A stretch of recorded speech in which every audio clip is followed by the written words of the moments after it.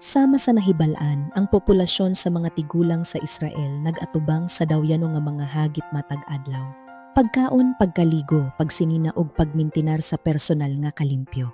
Alang sa kadaghanan, kini nga mga batakang kalihokan na himong usa ka komplikado nga buluhaton nga nanginahanglan kanunay nga tabang ug kanunay usab nga makadaot sa ilang pagbati sa kagawasan ug personal nga dignidad.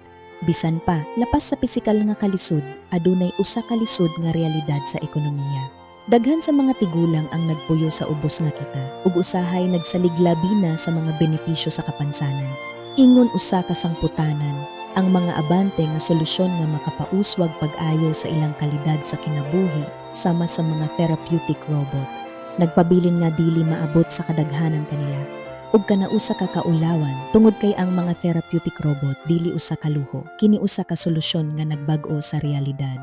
Mahimo nila nga mapagaan ang trabaho sa industriya sa pagatiman, makunhuran ng kakulang sa manpower ug kanunay usab nga makadaot sa ilang pagbati sa kagawasan ug personal nga dignidad. Kini ang teknolohiya nga naghatag sa mga tawo og abilidad sa pagpuyo nga may dignidad. Panahon na aron usbon ang ilang kinaiya.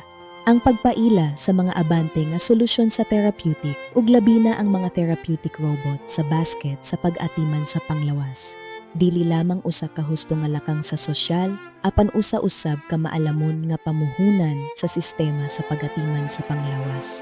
Nining paagiha, masiguro nato nga ang teknolohiya nga makaluwas sa kalidad sa kinabuhi dili lamang para sa pipila apan magamit sa tanan nga nanginahanglan niini. Tungod kay ang kagawasan, dignidad ug kalidad sa kinabuhi dili usa ka pribilehiyo, kini usa ka batakang katungod.